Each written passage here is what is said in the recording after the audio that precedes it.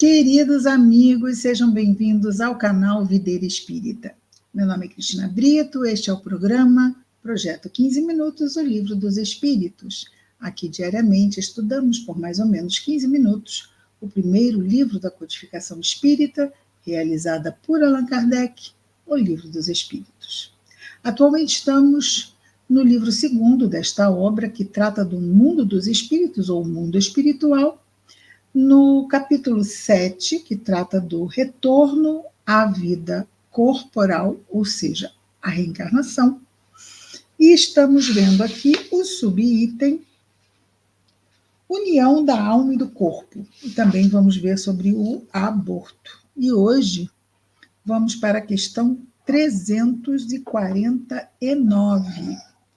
E nessa questão, Kardec pergunta aos espíritos superiores o seguinte: quando, por qualquer motivo, falha a encarnação de um espírito, ela é suprida imediatamente por outra existência? Ou seja, imaginemos, por algum motivo, o espírito não consegue levar adiante aquele processo reencarnatório,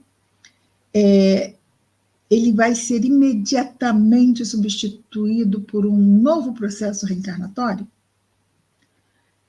Resposta dos espíritos: nem sempre imediatamente. O espírito precisa de tempo para proceder à nova escolha, a menos que a reencarnação imediata resulte de decisão anterior. E muitas vezes essa decisão não compete diretamente ao espírito reencarnante, dependendo do seu estado evolutivo, não é?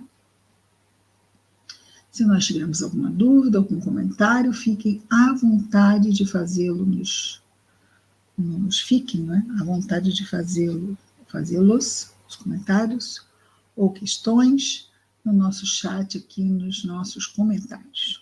Eu respondo a todos. Vejamos, então, a questão 350. Uma vez unido ao corpo da criança, e quando já não lhe é possível voltar atrás, o espírito lamenta algumas vezes a escolha que fez? Resposta: queres perguntar se, como homem, ele se queixa da vida que tem? Se desejaria outra? Sim. Se lamenta a escolha que fez? Não. Vejamos, são duas coisas diferentes, não é? Se desejaria outra? Sim. Se lamenta a escolha que fez? Não. Pois não sabe a que escolheu.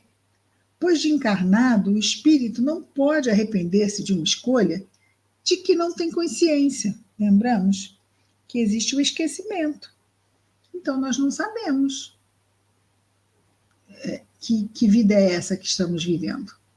Podemos desejar uma vida melhor, mas não podemos nos arrepender das escolhas que fizemos porque não lembramos, enquanto encarnados, das escolhas que fizemos para o nosso planejamento reencarnatório nesta encarnação. Ok? Pode, no entanto, achar a carga pesada demais e, quando a considera superior às suas forças, recorre ao suicídio. E acrescentamos, não é? Óbvio, vai contra as leis de Deus, lamentavelmente, ele recorre a essa decisão extremamente infeliz, se acha que o peso está além das suas forças. E se o peso estivesse além das suas condições, Deus não seria o quê? Justo. Não seria. 351. No intervalo que vai da concepção ao nascimento, que é mais ou menos o quê? 40 semanas, 9 meses. O espírito desfruta de todas as suas faculdades?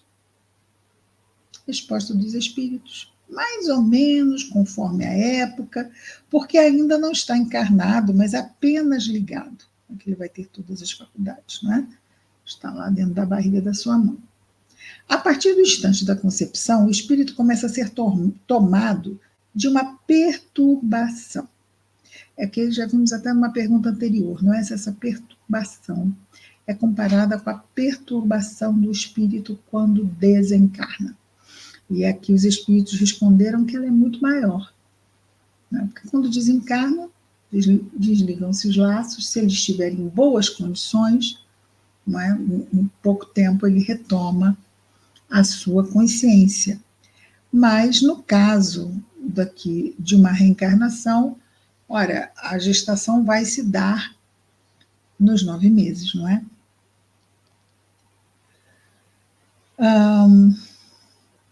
Então, no intervalo que vai da concepção ao nascimento, o espírito desfruta de todas as suas faculdades, mais ou menos conforme a época, porque não está encarnado, mas apenas ligado. A partir do instante da concepção, o espírito começa a ser tomado de perturbação, que o adverte que chegou o momento de começar nova existência.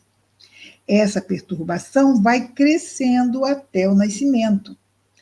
Nesse intervalo, seu estado, é mais ou menos o de um espírito encarnado durante o sono do corpo. Então, quando estamos lá, dormindo profundamente, estamos meio fora de ação consciente, não é? Podemos nos mexer, como o bebê também se mexe dentro da barriga da mãe. Mas não estamos acordados, mas estamos ligados àquele corpo, fato. À medida que a hora do nascimento se aproxima, suas ideias se apagam, assim como a lembrança do passado, de que não tem mais consciência. Como o homem, ou seja, como encarnado, não lembra mais do que se passou antes da concepção, ou mesmo durante a gestação, é claro. Logo que entra na vida. Mas essa lembrança lhe volta pouco a pouco à memória, no seu estado de espírito. Okay? Então, quando nós estamos de retorno à vida espiritual, isso vai voltar. Não ficamos para sempre com esse esquecimento, apenas durante mesmo o período da encarnação. Mas essa lembrança que vai ser toldada, não é? Vai ser apagada durante a existência corporal, ela vai nos voltar pouco a pouco à memória no nosso estado já de espíritos errantes, quando de retorno à vida espiritual.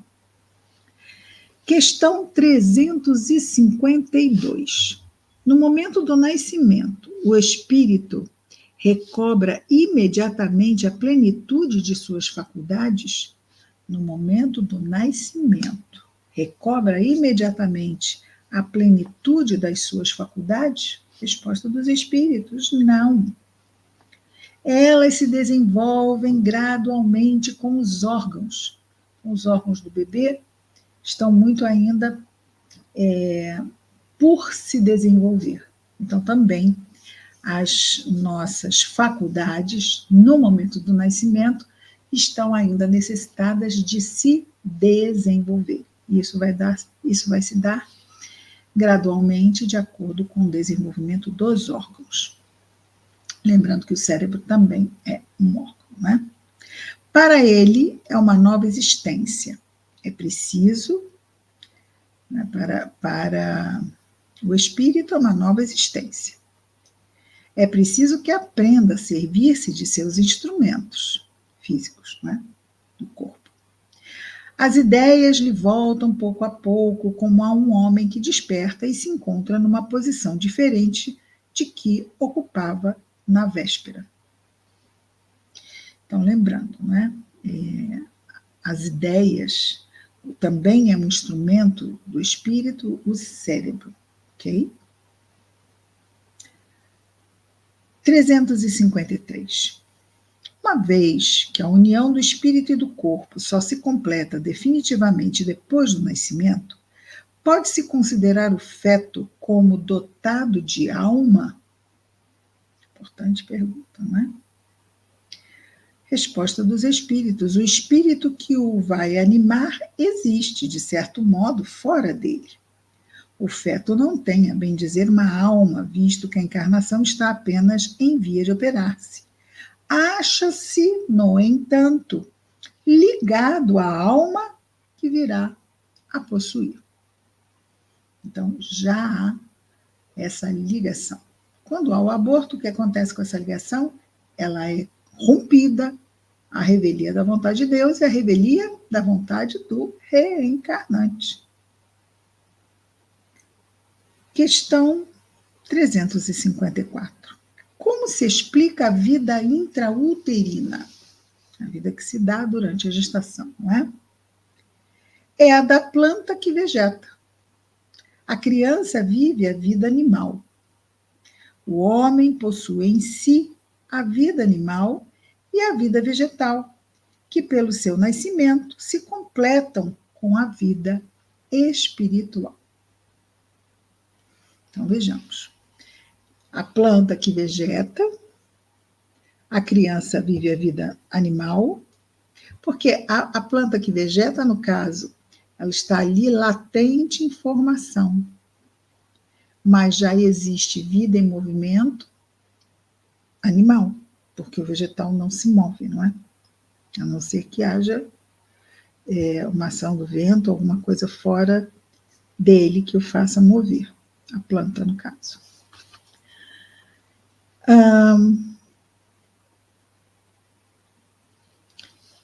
Como é que eu estava aqui? Ah, sim. A vida intrauterina. Estava vendo outra questão.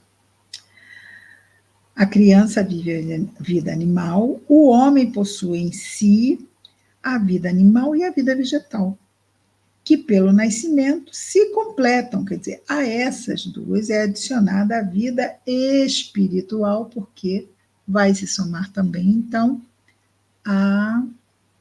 o espírito errante, ligado a esse corpo que está a reencarnar. Questão 355. Há, como revela a ciência, crianças que não são viáveis desde o ventre materno? Com que finalidade isso ocorre? Por que existem crianças que não são viáveis desde o ventre materno? Isso acontece frequentemente. Deus o permite como prova, seja para os pais, seja para o espírito designado a reencarnar. Então, vamos lembrar que toda expiação é uma prova também. Então, são necessidades mesmo reencarnatórias, não é? Mas nem toda prova é uma expiação. Então, quando há essa imposição desta necessidade, pode ser por necessidade dos pais, necessidade de passar por essa prova na encarnação deles como pais, ou necessidade do espírito reencarnante por passar por esta prova.